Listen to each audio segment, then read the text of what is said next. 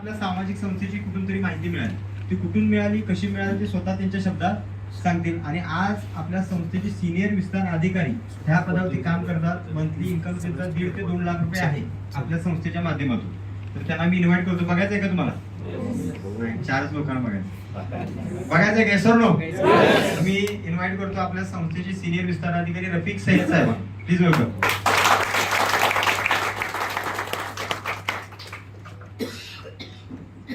नमस्ते. मला जास्त काही बोलता येत नाही, तरी पण मला जे काही येते ते बोलेन, मी माझं शेअर करेन. मी रफिक सय्यद, मी मेडिकल फील्डला 30-35 वर्षे मी काम केलं आहे. माझं होलसेल मेडिकलसुद्धा होतं. तर हे काम करत असताना मी बरेच चढ उतार बघितले, बरेच पैसे पण मिळवले. तर तिथं सुद्धा औषध विकत होतो मी, आणि इथं सुद्धा औषधं विकतो. तिथं औषध विकण्यात पैसा तर मिळत होता, तर हिथं औषध जे विकतो आपण लोकांच्या पोचवतो म्हणतो आपण, ऍक्च्युली विकत नाही तर पोचवतो. त्यात जे आशीर्वाद मिळतात ते महत्वाचे आहेत. पैसे तर बाय प्रोडक्ट मिळणारच आहेत आपल्याला. तर हे सगळं करत असताना मी इथे कसं आलो हे महत्वाचा विषय आहे. की मेडिकल फील्डमध्ये असताना काही डाऊनफॉल्स आले आणि एकदम डिप्रेशनमध्ये गेलो. तर आपल्या संस्थेचे संचालक अस्लम शेख साहेब, ते माझे पुतणे सुद्धा आहेत. तर त्यांच्या माध्यमातून मला त्यांनी बरेच वेळा सांगितलं, माझं डाऊनफॉल असल्यामुळे मी मागं पुढं करत होतो. त्यांनी मला बरंच हे केलं की बाबा चला खालू बघूया. तर त्यांनी मला आणलं, इथं बघितलं. तर बघितल्यावर मला लक्षात आलं ना की सगळ्या प्रकारची लोक काम करत आहेत. संचालक अस्लम शेख, सुहास पाटील सर, हे सगळे यांचं मार्गदर्शन लाभलं मला. सादिक सरांचं मार्गदर्शन लाभलं. हे सगळं करत करत मी हळूहळू ह्यात काम करायला चालू केली, ॲड टाकायला चालू केली.